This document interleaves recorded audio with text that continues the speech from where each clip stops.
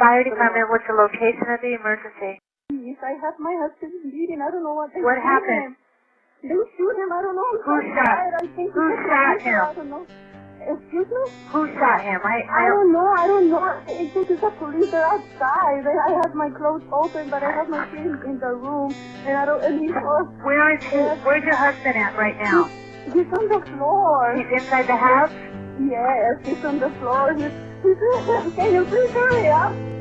Well, Mama told me when I was young, said sit beside me, my only son, and listen closely to what I say, and if you do this, it'll help you some sunny day. And let's start in Arizona, where a SWAT raid went wrong and left a two-tour former Marine dead. You see, SWAT teams had targeted a series of houses and an ongoing drug investigation. And when they got to the house of the former Marine, Jose Guerena, he had already been alerted by his wife that someone was outside. So he grabbed his rifle. But before Guerena could remove the safety from his rifle, he was greeted by more than 60 bullets from law enforcement.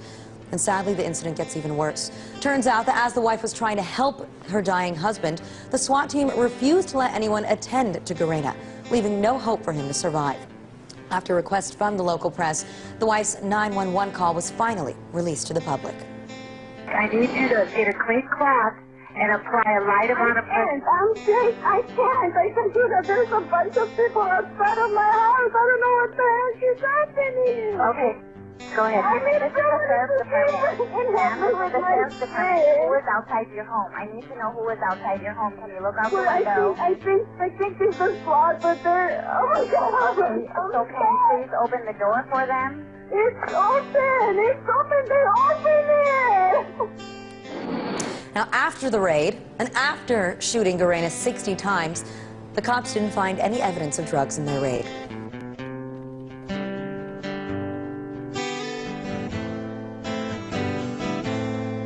Oh, take your time,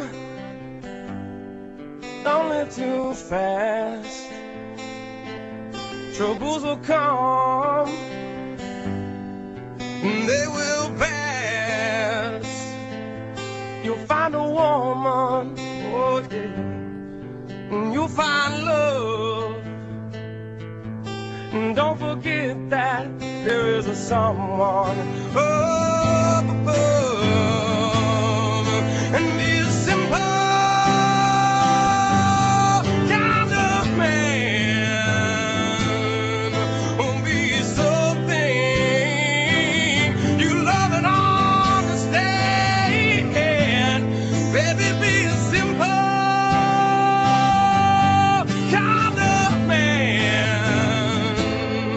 Oh, won't you do this for me, son, if you can.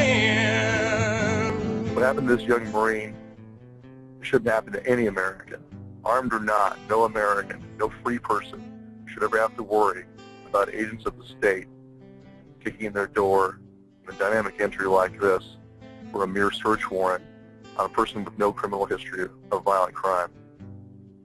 So the problem with this situation here, and why we're going to Tucson, Arizona, is to point out that this is a particularly tragic and egregious example of what's wrong with using SWAT in this way. And that's the problem. That's why this policy needs to be changed. And that's what we're going there, to highlight the problem with this policy. A search warrant should not be a death warrant. And a policy of sending SWAT in to do search warrants like this will lead to more deaths. And so this Memorial Day, we're going to rally in Tucson. We're going to march to the home.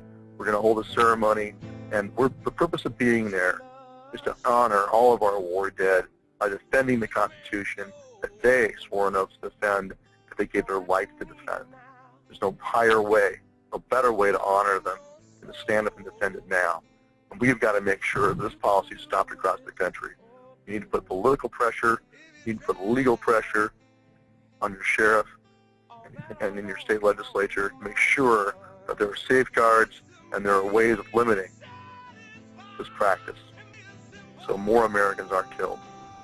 I think we need to show support to this family, but I think we need to honor him as a Marine and that he risked his life for our country, regardless of our opinions of these wars. And law enforcement has to be noble enough and honest enough to look at its own and to look at itself and say and admit openly, we've been part of the problem, just like the judiciary and the legislative branches. And the corruption that's going on in our country and the destruction of America and the destruction of our Constitution, we in law enforcement own part of that, and we've got to clean our own house. And that's why I am ready to go down to Tucson. I feel very dedicated to this, and we need to show these people, this family, that there are cops who believe this was wrong. And that's what I want to do. Not in 2 years, not in 2 months, not in 2 weeks.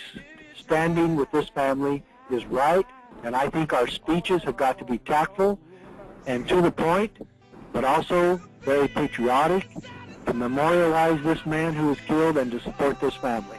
I know Sheriff Clarence Dubnik, and I also know that he's wrong, and he's been wrong about a lot of things, and when cops are wrong, I'll say so.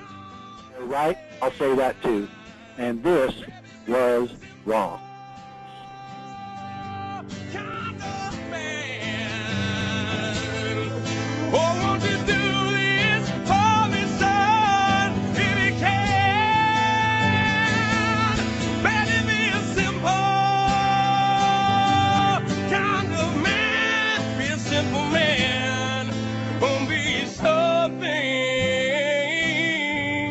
You love and honor.